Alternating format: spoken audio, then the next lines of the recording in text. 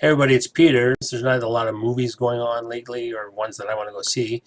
I thought I'd go into my movie collection and just go through movies that I have, starting from A to Z, my Blu-rays and my DVDs, and just talk about them because I do actually have some pretty good movies. So tonight, we're going to talk about Apocalypse Now.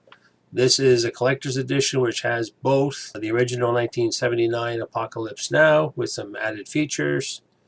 And there's also was produced in 2001. There was Apocalypse Now Redo, which was basically all the cut footage that was, because the movie without the cut footage would have been 3 hours long. Apocalypse Now was 2 hours and 20 minutes. But this is a nice little package. You've got basically like a dossier that you got, what's his name got. And it comes with, as you can see, open it up. Bang on a bunch of things. Open it up. There's your DVDs and some cool artwork. Actually, it's really nice too. It's actually embossed with the Apocalypse Now. It's kind of hard to see, but you see right about here, this is nicely embossed. Nowadays, everything's just thrown in a bunch of plastic and that kind of thing, and just like, here you go and have your movie. This is also going to be part of the SSSVEDA vlog every day in August. I don't like some of the topics this month that Amy Landino has put out. I'll put a link down below if you want to follow along with the SSSVEDA. And if you're running out of ideas, she's got a calendar of all days mapped out of like, what do you want to talk about? You know what to talk about? Here's a topic for you.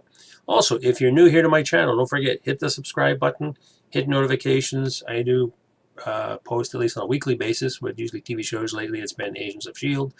But I thought too, on top of doing Veda, is a plan I had as well too, is to, I've got all these other movies to talk about. Not a lot of people talk about. I actually noticed that Chris Stuckman is doing it. He's going back to older movies. Like the other day, he was talking about Seven Samurai, and he's going to go hit on some of the classics. I have a few classics in my collection as well, one of them being Apocalypse Now.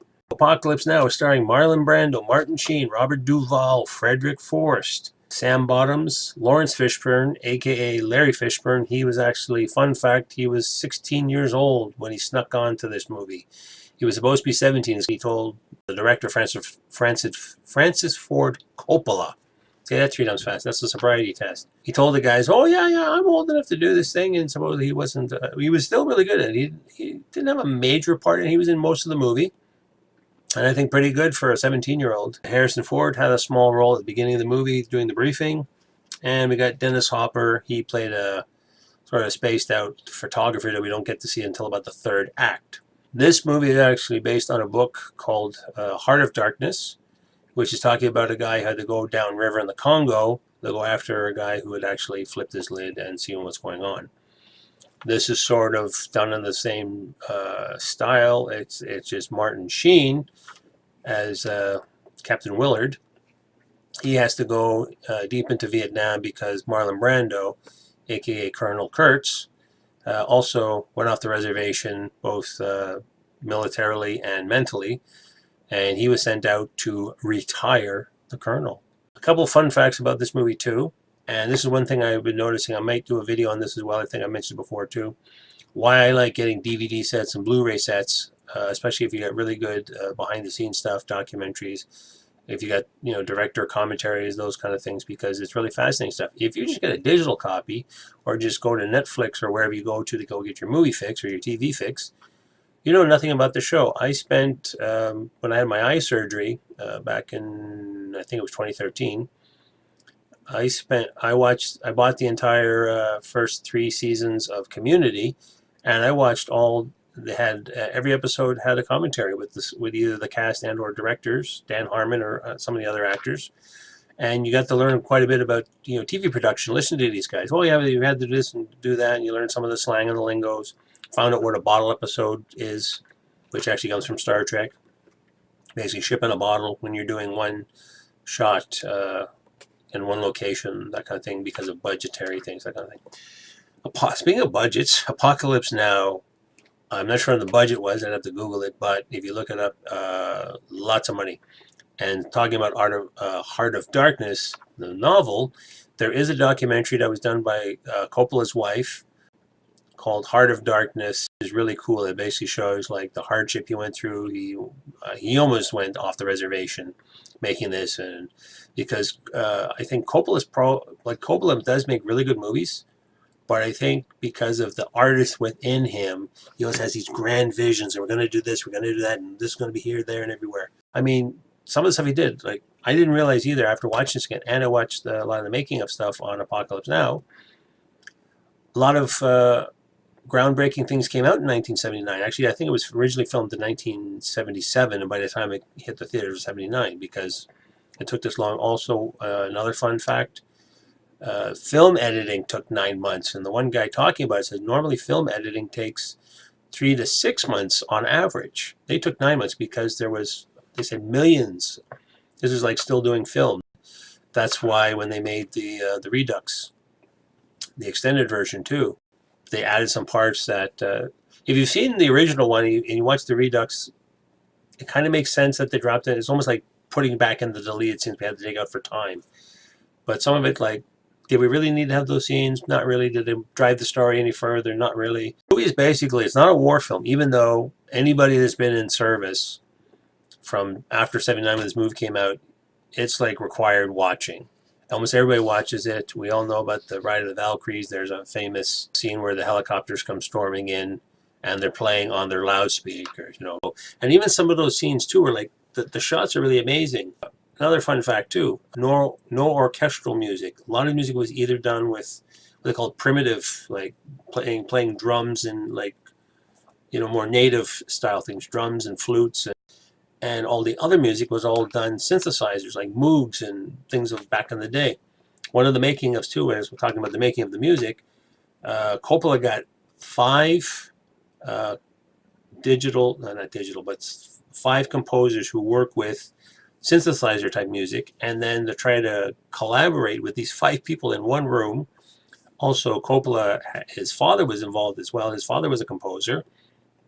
Because they tried to find other composers and other composers. Yeah. So Coppola's just like, yeah, me and my dad can do this thing. So they did. But some of the music and some of the things they came up with was like really interesting. And when you hear the finished product of the sound and how the sound sets the tone, like there's ones about halfway through the movie too when things do go dark and they're deeper into Vietnam. There's one scene where everything's going a little nuts and crazy, and you hear this sort of synthesizer bang bang bong sound to show like the madness that's going on around them. Basically, it's like the further you go upriver, the crazier the world and the environment gets and the people get, which makes for an interesting movie. And like I said, this is not really a war movie. It's about war. It's about the morality of war. One of the lines from Martin Sheen is like taking out Marlon Brando's character Kurtz, assassinating a guy for like being too much in a military environment is like, so it's like giving speeding tickets at the Indianapolis. But it was about, Marlon Brando's character going, too far afield, doing his own thing, killing people that shouldn't have been killed, but he thought, I'm going to kill them anyway. Because it is kind of a cool movie. There are some cool lines. So I remember even some of our guys when I was into, there's one where the guys are flying in the helicopters and some of the other guys are like sitting on their helmets. And like, why are you sitting on your helmets? Oh, so we don't get our balls blown off. And the guy's like, no, I'm going to sit on my helmet. And I love the smell of napalm in the morning. There's all sorts of tropes and one-liners that actually do come from this. Another interesting thing too, this is one of the few movies that actually came out with its own. This is not a soundtrack. This is actually, because again, this is before digital and iTunes and all this other stuff, but there is an album version of this, like vinyl, and this is a double CD set, which is basically just the movie, not the whole movie, but a shortened part of the movie with all the key points in audio form. So it's like having an audiobook of your movie. And the only other time I saw this when I was a kid, I had a record called The Story of Star Wars, which was actually just a single record, but both sides, and just all the key points of the whole Star Wars movie from like the actual beginning, and then it's like the whole thing kind of. Another fun fact from this movie too, the origins of 5.1 stereo came out of this movie, because if you see the opening scenes, this also movie too did not have traditional openings and credits. The movie just starts off And it was supposedly some leftover film footage that was in a trash can, and Coppola's like, hey, what can we do with this? And the guy said, I don't know, we could do something. Hey, you know what would be cool? If we throw this at the beginning of the movie. So there's an opening sequence where there's this helicopter, looks like it's just flying past the camera like this, but actually it's actually going around in a circle. And somebody came up with the idea, you know what would be really cool? And also theaters were not set up for this. Theaters just had 2 speakers and 1 center speaker. That's it. And no like subwoofer like you have in home stereos. It was just like, that's how they produced the sound. And Coppola and some of the other guys like, you know what would be cool? If we had a scene of the helicopter flying around from after the helicopter attack and earlier in the movie, or later in the movie, and you just hear this whoop, whoop, whoop, whoop, whoop, whoop, whoop, whoop, whoop, whoop, whoop, whoop, whoop, whoop. And if you're in a surround sound theater, which got later invented, and even Coppola said, I don't care if we have to build a theater, and it's the only one in like Kansas or something like that, but people have to come to this. So eventually that evolved, you know, the theater experience. And then worked it out with Dolby and said like, hey, we got this idea. We want to have like, you know, again, speakers here, 1 center speaker. And so the sound goes around. So if you're sitting in the center of theater, like we take it now for granted, but you would have the sound, because I usually watch the movie stereo. I do have a makeshift surround sound, but I don't have the real estate that my speakers spread out around the room. But you can actually hear the sound going around, and also too, the sound was also synthesized, and it was a nice cutscene too, because you're hearing all this, and then it cuts to Martin Sheen in these films lying upside down on his bed, because the camera's just reversed angle, and he's looking up, and there's a ceiling fan matching the helicopter speed. So like, you know, a lot of artwork was done into this. The cinematography is really beautiful. Like I said, the helicopter flying in and the music playing with it. I mean, you don't think it's death and destruction. It's just this amazing sight of 5 to 6 helicopters just flying along. They're flying alongside them. The sun just coming up. You know, those kind of shots. And they finally get down the end of the river in this temple that Marlon Brando's hiding out of. You know, it's just massive and all these people. And, of course, there's dead bodies because, you know, he's gone bonkers. And the amount of people standing around and just the visuals are just amazing in this movie. I was able to get through this one. I remember one of the latter half of the movie does get a little boring. I was thinking about it too. It almost like when you're watching Star Trek: The Motion Picture and you're going through the cloud sequences. Like, I was a kid and I wanted to go see that movie. And I said, Mom, we got to go see it. We got to go see it. And she said I supposedly passed out because it was such an exciting movie. Same thing one of the last times I saw Apocalypse Now. Same thing too. When you get to a certain point of the movie, it's just boring. There's lots of talking. You got Marlon Brando philosophizing, you know, reading books and, oh, did you know about this? There's an amazing thing. And the horrors of war. The horror. Another fun fact too. When we initially see the dossier being opened and you're seeing pictures of Marlon Brando as a, you know, young Special Forces airborne guy, he looks like, you know, he's trim and fit and he's svelte. What happened was, supposedly when he showed up on set, he had put on a ton of weight, and everything is looking like artsy and filmed in the shadows. It had to be filmed in the shadows because, like, from here down, he had a huge gut. You could see in his face even from the other pictures. Like, yeah, this guy put on some pounds. What happened? You know, I just decided to eat a whole bunch of stuff, and I thought I'd come on the set, and yeah. So Coppola's got to go, okay, how are we going to shoot this thing? So a lot of the scenes are all shot in the dark, or you're only seeing from like here up. You're never seeing, you know, they try to hide his weight as much as they can because there's like, and it was funny thing too, almost all the other actors were so scrawny.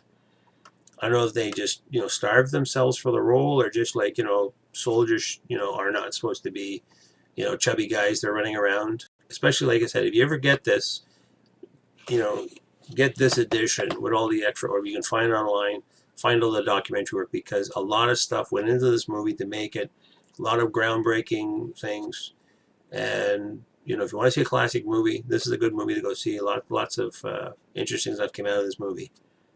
Has anybody else seen this movie at all? Like, did you ever think about this? Is this something you grew up in, or are you ex-military? Is this something like, yeah, guys, we got to put this in, we got to watch this because it's really cool? What did anybody else see? Anybody else seen this before? Like I said, leave your comments down below. If you're new here, don't forget, hit subscribe, hit the notification button, and as always, we'll see you in the next one.